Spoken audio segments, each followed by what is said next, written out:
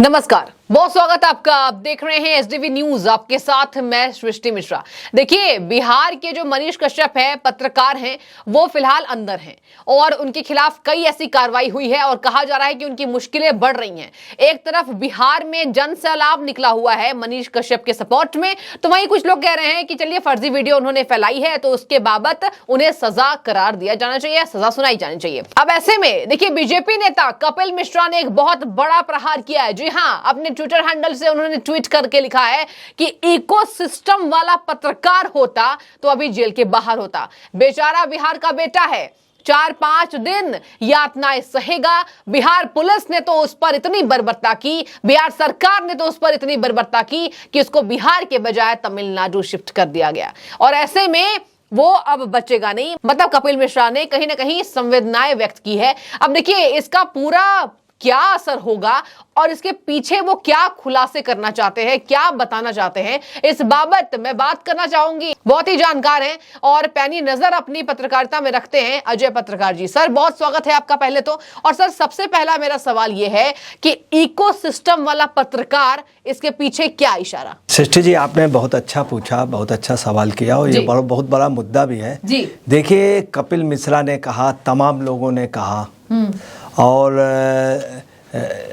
अभी मैडम चित्रा त्रिपाठी ने भी बोला, अजीत अंजुम ने बोला, तमाम लोग बोल रहे हैं और हिंदुस्तान की आवाम पूरे हिंदुस्तान से बोल रही है। हाँ।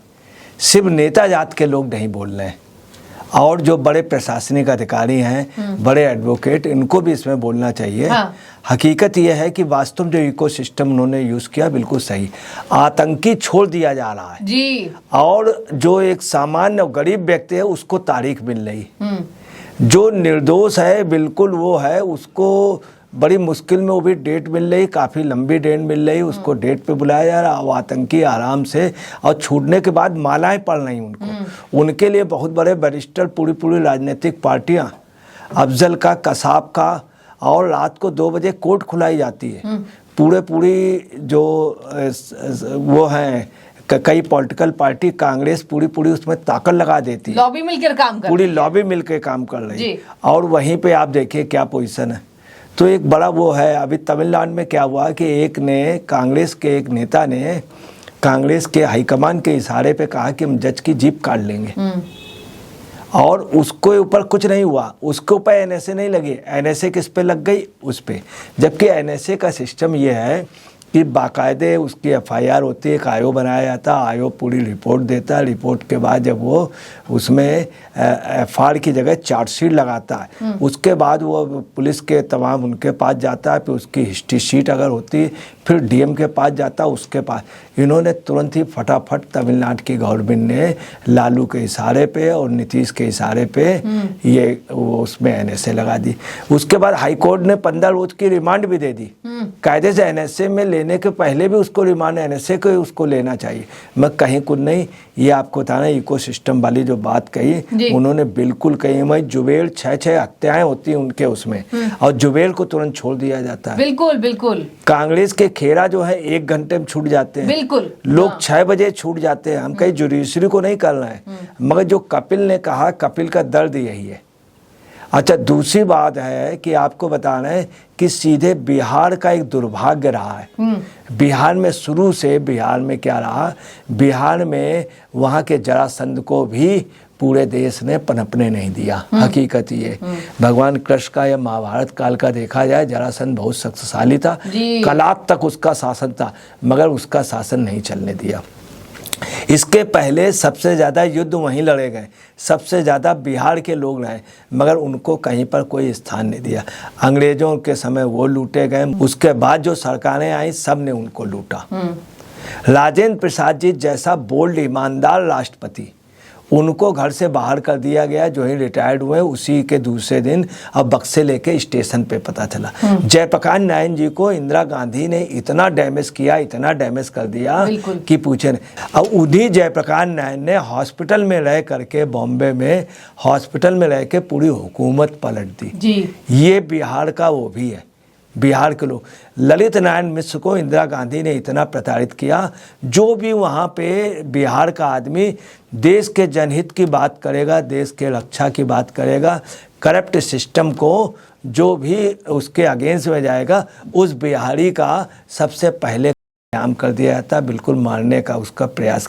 यही पोजीशन इनको भी मनीष कश्यप जो है वो देश हित की बात कर रहा है, और मनीष कश्यप को ये बिल्कुल पे लगे हुए हैं। इन्होंने अपने यहाँ मुकदमे कर दिए, फिर तमिलनाडु में दे दिया, जबकि मामला कुछ भी नहीं जी, कुछ भी नहीं। तो ये जो कुछ हो रहा है ये बेहद गलत है। ठीक है, देखिए आपने कहा कि ये जो हो रहा है बहुत गलत है। अजय जी, मेरा दूसरा सवाल आपसे ये है कि आखिर बिहार सरकार पर कुछ विस्तार आप दर्शकों को दीजिए कि आखिर बिहार सरकार इसके पीछे क्या सोच रही है। देखिए, एक मनीष कश्यप को लोग कह रहे हैं कि जितनी तवज्जो उस कदर दी जा रही है, मतलब जेल में बंद करके प्रताड़नाएं दे रही है, एक साधारण से वो इंसान है, और कहीं ना कहीं उस बाबत सरकार को जल्द फैसला लेना चाहिए, लेकिन सरकार इस फैसले को लंबित कर रही है। अजय जी, ये बताइए, लंबित करने के पीछे का क्या इशारा है, क्या वजह है, और बिहार सरकार को मनीष कश्यप से क्या मिलेगा? देखिए, मनीष कश्यप एक हनुमान है। हनुमान लंका में गए, मनीष कश्यप के हनुमान के पूंछ में आग लगाई गई और उन्होंने पूरी लंका जला दी। रावण भी पिटा, सब पिटे वहां पर। जी। वो सीता जी से मिले, अपने आराम से आए, चले गए। दूसरी बात, जब लक्ष्मण के शक्ति लगी तो पता चला हनुमान जी उड़े और संजीवनी बूटी ले आए। जब पूरा लंका जीत करके जब भारत आए, जब अयोध्या आए भगवान राम, तो उनके साथ भी हनुमान जी रहे। तो मनीष कश्यप बिल्कुल हनुमान है। हाँ। ये आप समझ लिए, इन लोगों की लंका में आग लगा के जला करके ही आएंगे, क्योंकि ये लोग जबरदस्ती उनकी पूंछ पकड़ के इन्होंने आग लगा दी। तो मनीष कश्यप तो नहीं जलेगा। मनीष कश्यप वो चिराग है जो अंधेरे का उजाला है। और आप समझ लीजिए, सूर्य को या चिराग को हाथ में नहीं लिया जा सकता। जी। अगर आपने आग, ये लोग क्या कर रहे हैं, उसको मुंह से बुझाने की कोशिश कर रहे हैं चिराग को। इसमें इनके मुंह जलेंगे, बत्तीसियां जलेंगी और इनके मुंह जलेंगे।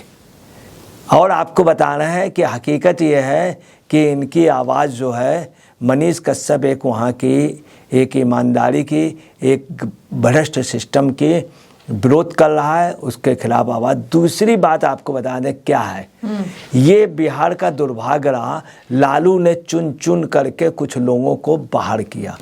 मनीष कश्यप के साथ जो जाति है, ये भी एक दुर्भाग्य की बात है।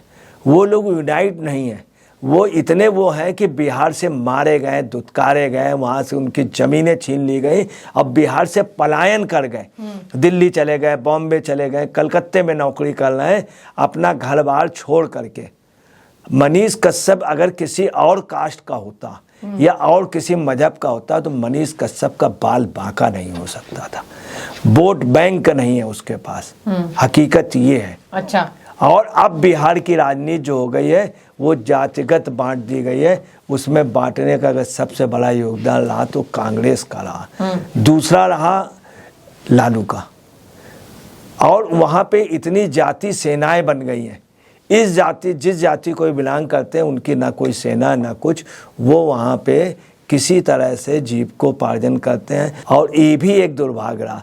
दूसरी, उससे बड़ा दुर्भाग्य ये रहा कि ये सीबीआई की जांच हो जानी चाहिए। भाजपा भी एक गलती कर रही है। भाजपा ने बंगाल के उसका सबसे पहले दिया था मान्यता दो, इंदिरा गांधी ने समझा, इंदिरा गांधी ने मान्यता दे दी, युद्ध छिड़ गया और इंदिरा गांधी 1971 में जीत के आई। पंजाब समस्या पे भाजपा ने सही समय पे सही निर्णय नहीं लिया और उसका रिजल्ट क्या हुआ कि कभी सरदार इनको फुल्ली नहीं मिल पाया। तमाम जगह यही साउथ का रहा। यहाँ पर भी जो है भाजपा ये काम देरी से कर रही। मनीष के उसमें खुल करके आना चाहिए। हालांकि मनीष किसी राजनीतिक नहीं है, भाजपा का सदन नहीं, भाजपा को वो सच बात कहता था। हाँ। परंतु कुछ भी हो, अगर कोई सच कहता तो भाजपा को अपनाना चाहिए। भाजपा को कुछ नहीं तो मोदी जी को या उसमें एक्शन लेके सीबीआई जांच क्यों नहीं हो रही है? बिहार की हर पब्लिक को इस बात का दुख है। दूसरी बात है, मिली भगत हो रही है कि नीतीश कुमार और तमिलनाडु के मिली भगत है। हाँ। राजीव गांधी और उनकी लालू की, इन सब के मिली भगत है ये नीतीश कुमार जी। और नीतीश कुमार जी जो भी कर रहे हैं, इसमें क्या होगा, इस लंका में नीतीश कुमार का भी महल और लालू का तो जल ही रहा है।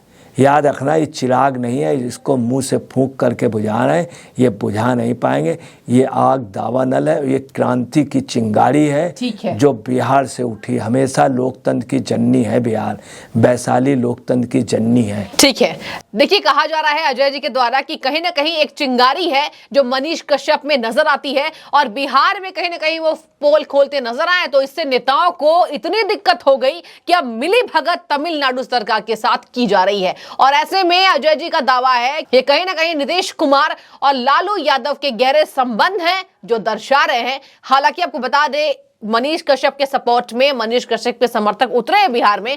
अब इस पर जनता का क्या असर सरकार पर होता है, ये देखने वाली बात होगी। अजय जी, बहुत शुक्रिया आपका, बड़े बारीकियों से आपने सभी सवालों के जवाब दिया है और दर्शकों को इतनी बात कहीं ना कहीं साफ की कि आखिर इसके पीछे सियासत क्या भुनाई जा रही है। तो आपका बहुत शुक्रिया। आपकी जो भी राय मनीष कश्यप की खबर को लेकर आप क्या समझ रहे हैं? एनएसए लगा दिया गया है, यातनाएं दी जा रही है और कहा जा रहा है कि अभी बिहार पुलिस उन्हें और अंदर रखेगी। तो जो भी आपकी राय आप कमेंट में बताइए। आपका बहुत शुक्रिया।